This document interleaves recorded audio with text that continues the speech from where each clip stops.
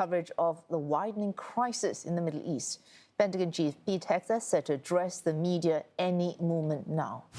Well, it's the first time reporters will be hearing from a senior member of the Trump administration about why the military is acting as it is doing right now against Iran. We just heard that a fourth U.S. soldier has died after succumbing to injuries sustained from retaliatory attack from Iran.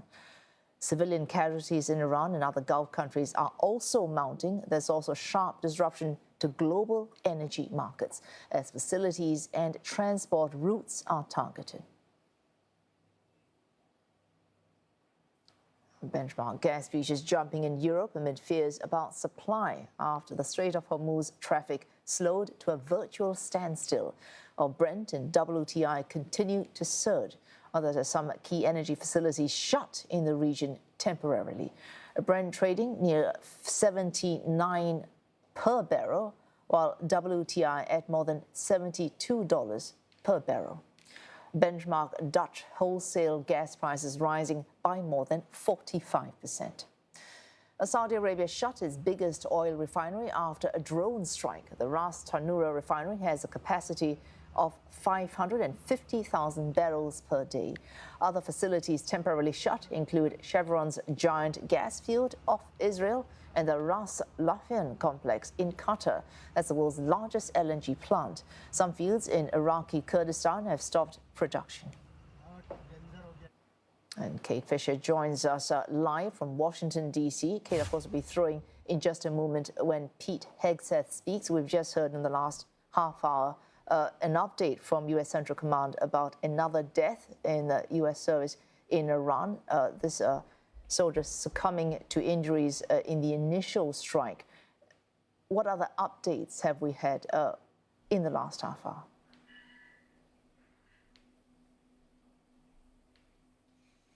Yeah, that's right.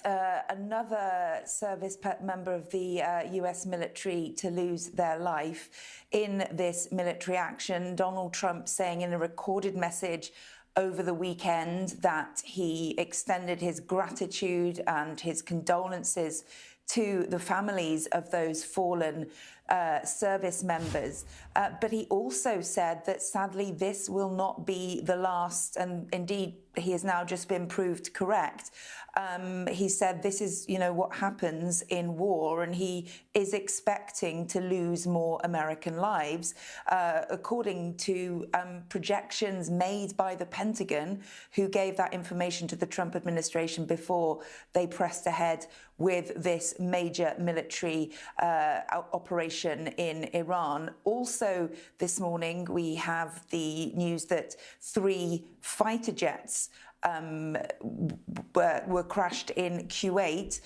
We understand that's because of Kuwaiti air defences. That's what the US military is saying, that they shot down, it was a friendly fire incident. They shot down these fighter jets mistakenly.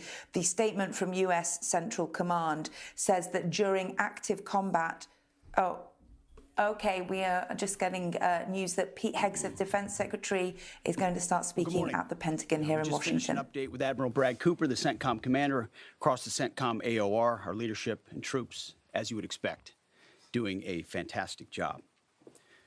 2 days ago, under the direction and direct orders of President Donald J. Trump, the Department of War launched Operation Epic Fury, the most lethal, most complex, and most precise aerial operation in history. For 47 long years, the expansionist and Islamist regime in Tehran has waged a savage, one-sided war against America. They didn't always declare it openly, except for their constant chants of death to America. They did it through the blood of our people. Car bombs in Beirut, rocket attacks on our ships, murders at our embassies, roadside bombs in Iraq and Afghanistan, funded and armed by Iranian Quds Force and IRGC killers. My generation of veterans carry the names of brothers who never came home. Brothers butchered by Iranian-backed roadside bombs and well-armed militias, thousands of our own. We didn't start this war, but under President Trump, we are finishing it. Their war on Americans has become our retribution against their Ayatollah and his death cult. It took the 47th president, a fighter who always puts America first, to finally draw the line after 47 years of Iranian belligerence. He reminded the world, as he has time and time again, being an American means something unbreakable. If you kill Americans, if you threaten Americans anywhere on earth, we will hunt you down without apology and without hesitation, and we will kill you. President Trump has also been very consistent. Crazy regimes like Iran, hell-bent on prophetic Islamist delusions, cannot have nuclear weapons. It's common sense. Many have said it, but it takes guts to actually enforce it, and our president has guts. Iran's stubborn and self-evident nuclear pursuits, their targeting of global shipping lanes, and their swelling arsenal of ballistic missiles and killer drones are no longer tolerable risks. Iran was building powerful missiles and drones to create a conventional shield for their nuclear blackmail ambitions. Let me say that again. A conventional shield for their nuclear blackmail ambitions. Our bases, our people, our allies, all in their crosshairs. Iran had a conventional gun to our head as they tried to lie their way to a nuclear bomb. It almost worked under Obama and his terrible deal, but not under this president. Turns out the regime who chanted death to America and death to Israel was gifted death from America and death from Israel. This is not a so-called regime change war, but the regime sure did change, and the world is better off for it. Today, in their desperation, the enemy is unmasked as Iranian missiles and drones rain down indiscriminately on the hotels, airports, apartments, and other civilian targets of their neighbors. Cowardly terrorist tactics from a regime that for decades has trafficked in cowardly terrorist tactics, lies, death, and destruction to this day.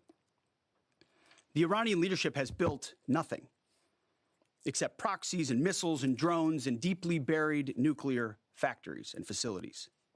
Peaceful nuclear ambitions do not need to be buried underneath mountains.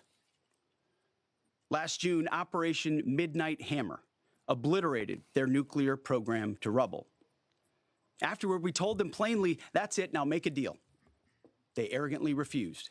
We said, rebuild it, and we'll stop you again, this time far worse.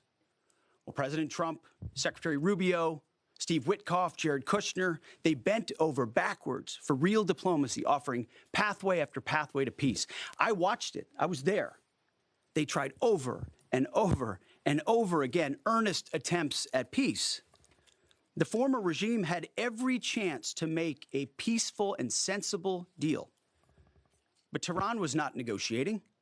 They were stalling, buying time to reload their missile stockpiles and restart their nuclear ambitions. Their goal, hold us hostage, threatening to strike our forces. Well, President Trump doesn't play those games. And as Secretary Rubio said after the Maduro raid, if you don't know, now you know. President Trump puts America and Americans first. He doesn't hesitate, and neither do our troops.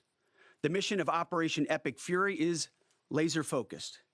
Destroy Iranian offensive missiles, destroy Iranian missile production, destroy their navy and other security infrastructure, and they will never have nuclear weapons.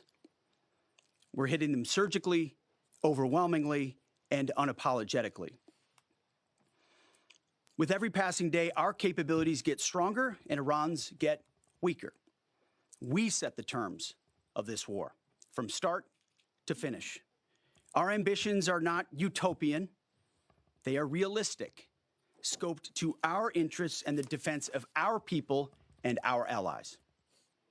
Speaking of people, we hope the Iranian people take advantage of this incredible opportunity. President Trump has been clear, now is your time. To Iranian security forces, choose wisely. President Trump has also been clear about your fate in either direction. To the media outlets and political left screaming endless wars, stop. This is not Iraq. This is not endless. I was there for both. Our generation knows better, and so does this president. He called the last 20 years of nation-building wars dumb, and he's right. This is the opposite. This operation is a clear, devastating, decisive mission. Destroy the missile threat, destroy the Navy, no nukes. Israel has clear missions as well, for which we are grateful. Capable partners, as we've said since the beginning, capable partners are good partners. Unlike so many of our traditional allies who wring their hands and clutch their pearls, hemming and hawing about the use of force. America, regardless of what so-called international institutions say, is unleashing the most lethal and precise air power campaign in history. B-2s, fighters, drones, missiles, and of course, classified effects. All on our terms, with maximum authorities. No stupid rules of engagement, no nation-building quagmire, no democracy-building exercise, no politically correct wars. We fight to win, and we don't waste time or lives. As the president warned, an effort of this scope will include casualties. War is hell, and always will be. A grateful nation honors the 4 Americans we have lost thus far and those injured. The absolute best of America. May we prosecute the remainder of this operation in a manner that honors them. No apologies, no hesitation, epic fury for them and the thousands of Americans before them, taken too soon by Iranian radicals. Before I turn it over to General Kane for the operational update, let me speak straight to you, the Joint Force, our warriors on the front lines.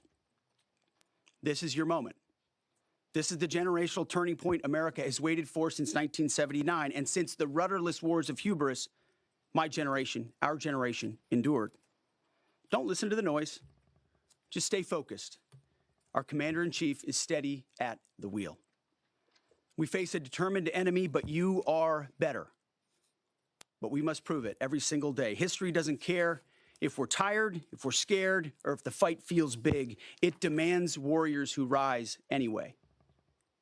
Peace through strength, the warrior ethos, lethality, unity of purpose, those are not slogans. They're the beating heart of what it means to wear the uniform, that uniform. You think clearly under fire, you act decisively in chaos, you uphold the Constitution, and you uphold our country without hesitation. We are not defenders anymore. We are warriors, trained to kill the enemy and break their will. History is watching. Be the force you swore an oath to be, focused, disciplined, lethal, and unbreakable. We will finish this on America First conditions of President Trump's choosing. Nobody else's, as it should be. And know this above all, President Trump and I have your back, always. Through fire, through criticism, through fake news, through everything. We unleash you because you are the best, most powerful, most lethal fighting force the world has ever seen.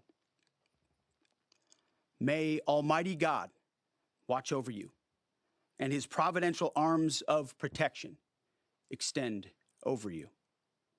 Godspeed, warriors, and keep going. General Kane, over to you. Thank you, Mr. Secretary, and good morning, everyone. The purpose of my portion of the briefing today is to update you and the American people on the actions taken thus far. The briefing will discuss the preparation, the planning, setting the force, the early operations, and how we're assessing the progress thus far. So let's get started. On Saturday, 28 February at 01:15 Eastern Standard Time, 9:45 a.m. local Tehran time, on the orders of the President of the United States, U.S. Central Command, under the command of United States Navy Admiral Brad Cooper, commenced Operation Epic Fury.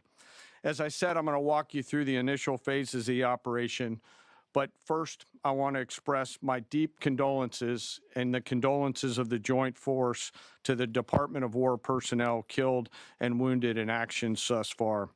As the Secretary said, they're heroes and represent the best of our nation has to offer. They're true examples of what selfless service means. Our deepest and heartfelt condolences are with their families, their friends, and their units. We grieve with you, and we will never forget you. Additionally, I stand here before you today grateful for each service member, planner, logistician, operator across our joint force, for our Department of War civilians, our intelligence community teammates, our interagency teammates who continue to stand in harm's way alongside us. I am proud of all of you as you take the fight to the enemy, and we are the best in the world at integrating, period. I want to extend my personal gratitude to the dedicated commanders and senior enlisted leaders and the enlisted members of the Joint Force who are fighting this fight across the CENTCOM AOR. In addition to Admiral Cooper and Fleet Master Chief Compton, I want to highlight a few today. U.S. Army Central Command Commander Lieutenant General Pat Frank, who along with his team are fighting the counter-missile and counter-drone fight. United States Navy Central Command Commander Vice Admiral Kurt Renshaw and his team, who are engaged with the Iranian Navy and projecting American naval combat power from the seas. And United States Air Force Central Command Commander Lieutenant General Derek France and his leadership team, who are crushing Iranian targets from the air. I want to highlight the support to the CENTCOM fight from other combatant commands who are directly involved with this effort, to include U.S. Spacecom, U.S. Cyber... General Dan Kane there, Chairman of Joint Chiefs of Staff, outlining the operational details of the U.S. strike, Operation Epic Fury. Now, speaking before him was Secretary Pete Hegseth. He's Secretary of Defense in the United States. And Kate Fisher is covering the story for CNA. She joins us again live from Washington, D.C. Kate, we heard from Pete Hegseth before General Dan Kane spoke. Pete Hegseth trying to reassure the American public this is not an endless war. It is not even a so-called regime change war. Did you find that speech convincing? How would you describe Pete Hegseth's speech?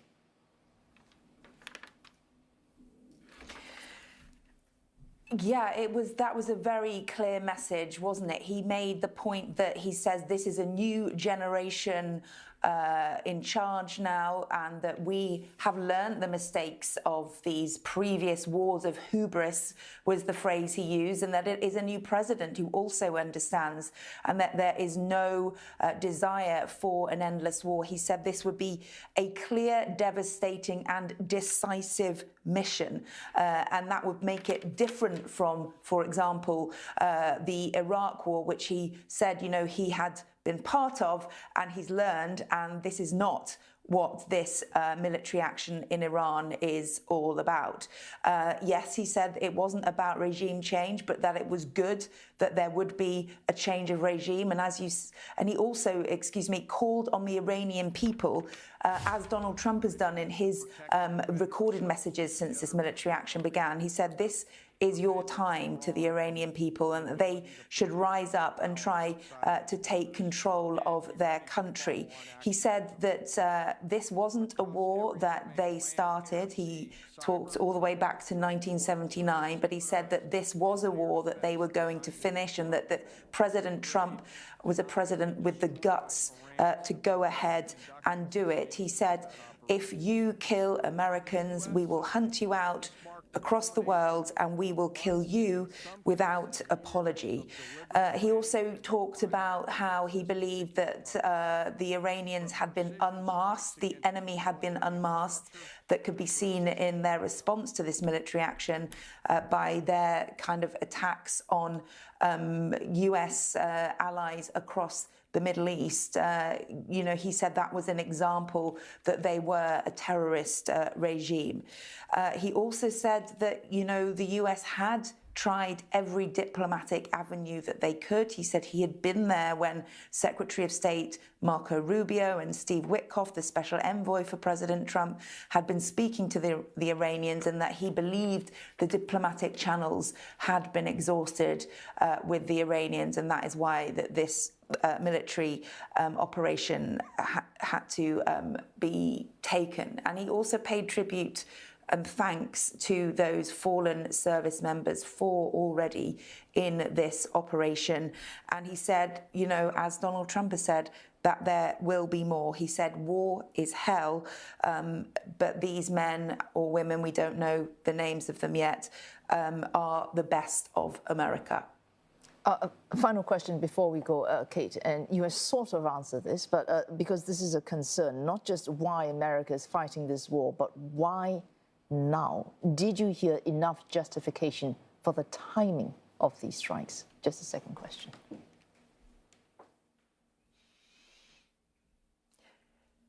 Yeah, there was not a specific that I heard that I felt that for the reason for the timing of this, other than that Donald Trump, the Trump administration, believes it was time to put an end to what they are calling this terrorist regime that they believe was making nuclear weapons. Pete Hegseth saying that the objective, as far as he's, you know, and this is one of the clearest things we've had from the Trump administration about what they want to do. He said the mission is laser focused to ensure that there is no nuclear weapon by destroying Iran's missiles, destroying its navy, surgically, overwhelmingly and unapologetically. We will hit them to ensure that there is no nuclear weapon. The Trump administration arguing that although they and the quote again from Pete Hegseth, obliterated the nuclear stockpiles in strikes last summer with Israel. He said that they had begun to restart and that they were doing it in secret, and that is why this was needed. But as for the timing, it still isn't clear exactly why this moment in 2026 was the one. We do know on a more specific level from reporting here in the US that the CIA intelligence services did have specific intelligence that the Iranian elite ruling members would be meeting at that compound on Saturday morning, and that was specifically why that strike happened, and it began on Saturday morning. Oh, thanks to Kate Fisher there covering the story for CNA from Washington, D.C. Pete Hegseth speaking, and Dan Kane, of course, still speaking right now.